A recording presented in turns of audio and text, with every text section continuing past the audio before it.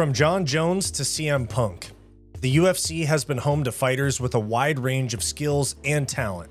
Strikers, grapplers, and old school tough guys alike have all found success and failure in the octagon. Some elite fighters can make up for what they lack with world-class skill and experience in other facets of their game, but many others have had their weaknesses exposed in the worst way. We've seen very dominant wrestlers look like fish out of water in the stand-up game. We've also seen them be very easy targets for elite strikers if they can't successfully complete takedowns and maintain top control. We've seen world-class strikers such as Conor McGregor, Ciryl Gane, and Edson Barbosa have the wind taken completely out of their sails when they can't keep a fight standing. In this video, we're going to take a look at the specific attributes that can affect the outcome of an MMA fight, and I'm going to tell you who I think is the worst UFC fighter for each attribute currently, but not of all time. I'll do a different video for that. Now, I know that there's nuances and branch off skills within these attributes, such as grappling, where you have submission offense and defense, wrestling, jiu-jitsu, takedown defense, trips, throws, etc. But for the sake of this video not being 2 hours long, we're gonna keep it on the blanket broad stroke skills that affect an MMA fight. And then later on at some point, I will do a much more in-depth video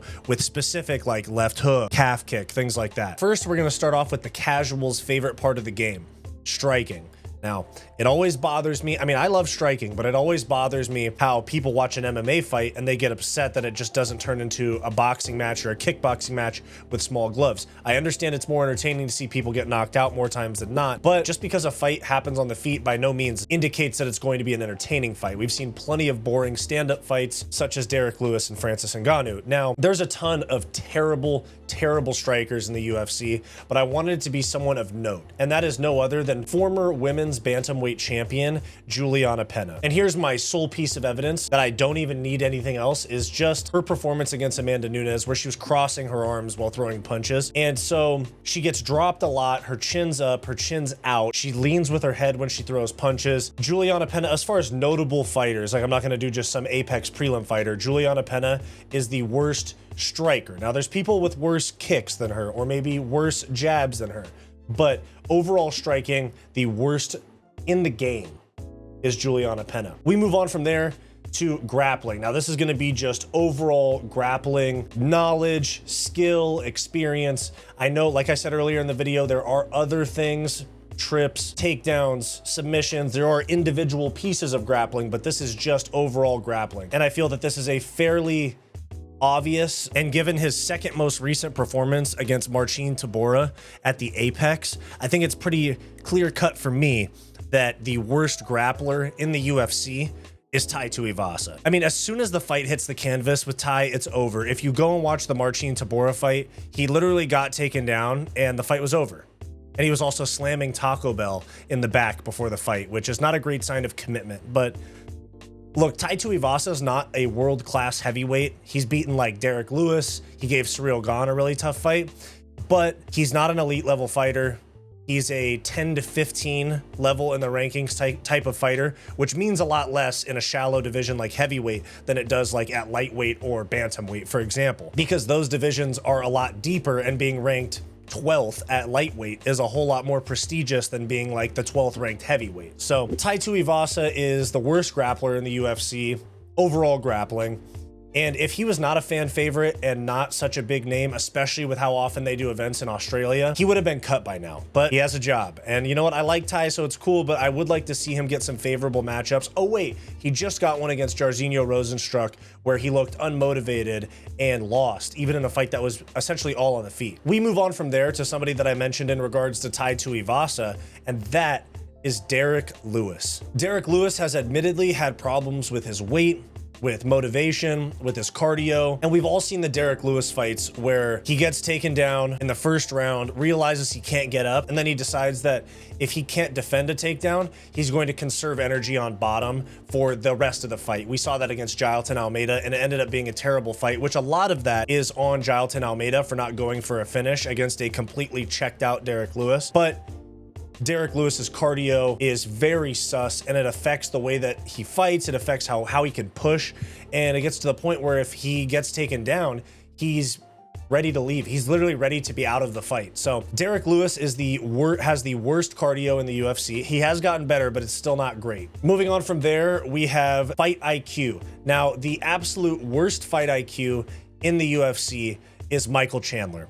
He is somebody that is strong, explosive, hits hard, very experienced, but he just fumbles finishes over and over and over again. He had Dustin Poirier hurt badly. He throws looping punches and bails Dustin out by shooting a double leg up against the fence, giving Dustin time to recover. Hurt Charles Oliveira, dropped him in the first round and then gets TKO'd in round 2 early. And that's not the only example. Same way like the Justin Gaethje fight, which I believe was fight of the year for the year that they fought, 21, I think it was. I think it was November 21 at Madison Square Garden. I think it was the Usman Covington rematch card. Had some good moments against Gaethje, but when it came down to like, okay, we have to score some points, he decides to eat punches and throw overhands as hard as he can, which as a fan is fun, but for himself, very low IQ. He does this. Michael Chandler just fumbles finishes. He has a big moment and then he like takes his brain and he's like, I don't need this anymore. He, hurt Poirier, fumbled it.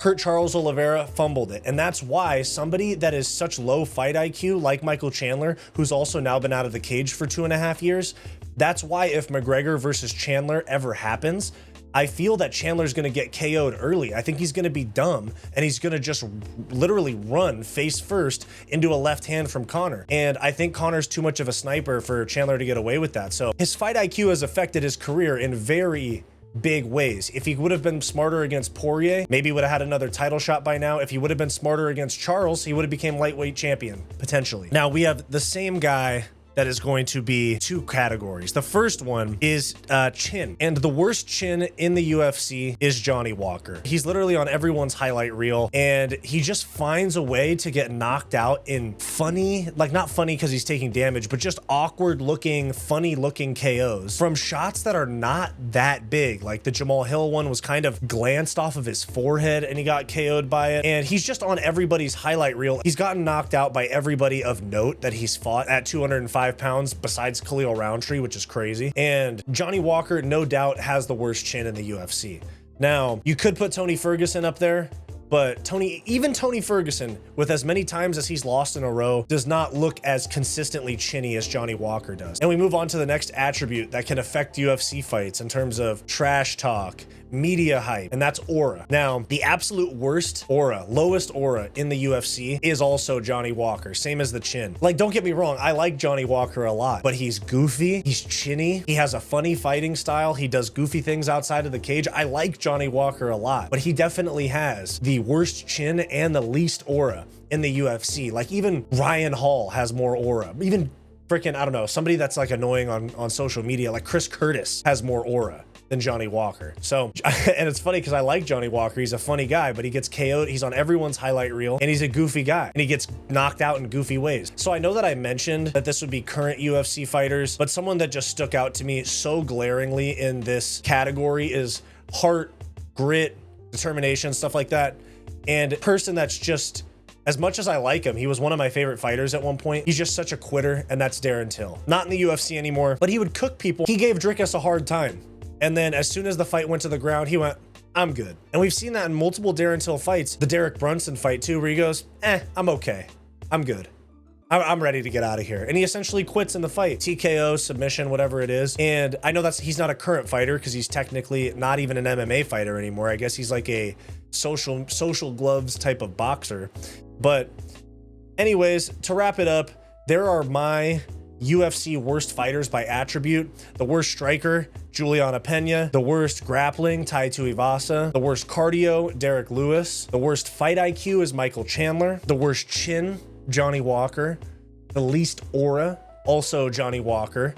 And heart/grit, Darren Till. Now, this was a less in-depth focused video, but in the future, I'll go into like each attribute, like specific strikes, specific strike strategies, things like that. I'll do much more in depth, but this video is more intended to be shorter and not be 2 hours of me breaking down who has the best feints or the best back takes in UFC. So there's my thoughts on the worst UFC fighters by attribute. Thanks, like, subscribe. Hey guys, thank you for watching this video. Make sure to like, subscribe, all that YouTube stuff. It really helps me out a lot. If you're interested in supporting the channel further, then become a channel member today for access to members only live streams, vlogs, and some other members perks. So click the link in the description down below or the join button on our channel homepage to become a member today. If you're interested in some non-MMA content from me, go check out my personal channel, Wyatt's World, and go check out my weekly comedy podcast, What's Up Bro, with Wyatt and Bo. Both of those are linked in the description down below. Go watch this suggested video, and we'll see you next time.